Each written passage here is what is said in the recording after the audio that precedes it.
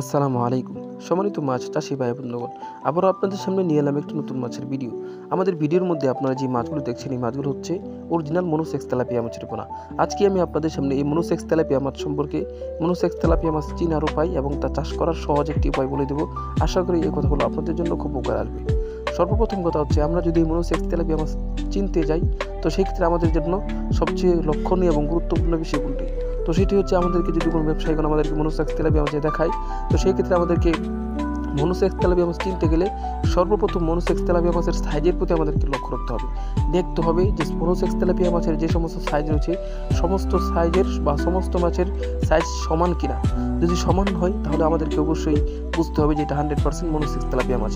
আর যদি দেখা যায় যে 100% থেকে 20% মাছের সাইজ বড় ছোট, তো সেই ক্ষেত্রে বুঝতে হবে যে এটা অরিজিনাল মনোসেক্স তেলাপিয়া মাছ নয়। তো মাছ চাষি ভাই বন্ধুগণ, এটা হচ্ছে মনোসেক্স তেলাপিয়া মাছের সবচেয়ে সহজ চিনার উপায়, সবচেয়ে সহজ চিনার পদ্ধতি। এবার আরেকটি বিষয় হচ্ছে যে মনোসেক্স তেলাপিয়া মাছ ক্রয় করার পর আমরা যে ব্যবসায়ীদের কাছ থেকে মনোসেক্স তেলাপিয়া মাছ ক্রয় করব, তাদের কাছ থেকে জেনে নেব যে এই মনোসেক্স তেলাপিয়া মাছ উৎপাদন করার ক্ষেত্রে কি সমস্ত বিষয় বা সমস্ত রুলস তারা মেনেছে কিনা। যেমন 28 দিন পরে বা 29 দিন পরে মনোসেক্স তেলাপিয়া মাছকে যে সমস্ত মেডিসিন দেওয়া হয়, সেই সমস্ত মেডিসিন মনোসেক্স তেলাপিয়া মাছের মধ্যে দেওয়া হয়েছে কিনা। যদি সেই সমস্ত মেডিসিন দেওয়া হয়, তাহলে আমরা এই মাছগুলো ক্রয় করব। কারণ এই মাছগুলো যদি আমরা ক্রয় করি, যদি মূল্য যদি মোটামুটি বেশি লাগে, তাহলে কিন্তু এই মাছগুলো ক্রয় করার পর আমরা যখন আমাদের পুকুরের মধ্যে চাষ করব, সেই ক্ষেত্রে দেখা যাবে যে মাছের ভালো উৎপাদন হবে এবং মাছের বাজার চাহিদাও বেশি থাকবে। মাছ চাষি ভাই বন্ধুগণ, এটা হচ্ছে মনোসেক্স তেলাপিয়া মাছ চেনার সবচেয়ে সহজ একটি উপায়। এবার চলুন আমরা জেনে আসি, যদি আমরা এই মনোসেক্স তেলাপিয়া মাছ চাষ করতে চাই, সেই ক্ষেত্রে আমাদের জন্য করণীয় কি। তো সেই ক্ষেত্রে সর্বপ্রথম আমাদেরকে পুকুরটিকে মেরামত করতে হবে। যেমন পুকুরের চতুর্পাশ আমরা সুন্দরভাবে বেঁধে নেব এবং পুকুরের মধ্যে যদি পুরনো পানি থেকে থাকে, সেই পানি সরিয়ে পুকুরের মধ্যে চুনা এবং সার ছিটিয়ে দিয়ে এরপর আমরা পুকুরের উপর দিয়ে মই টেনে দিব।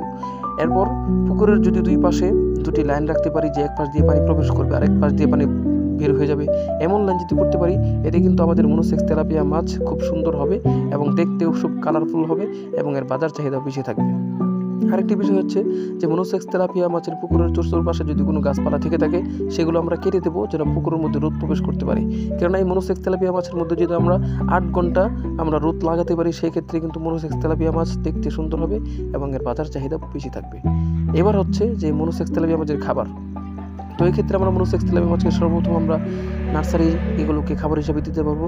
এরপর যখন ভালো সাইজে চলে আসবে, তখন আমরা মনোসেক্স তেলাপিয়া মাছকে আমরা ভাসমান ফিড এগুলো খাবার হিসাবে দিতে পারবো।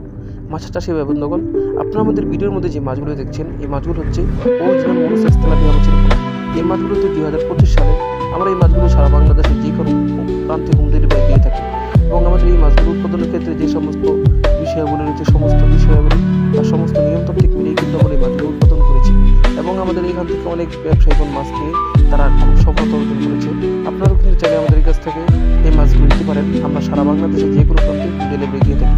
মাছ চাষি ভাই বন্ধুগণ, মাছ সম্পর্কে যে কোনো তথ্য ও পরামর্শ জানতে চাইলে আমাদের হোম স্ক্রিনে দেওয়া নাম্বারে যোগাযোগ করতে পারেন এবং যে কোনো মাছ লাগলে আমাদের হোম স্ক্রিনে দেওয়া নাম্বারে যোগাযোগ করতে পারেন।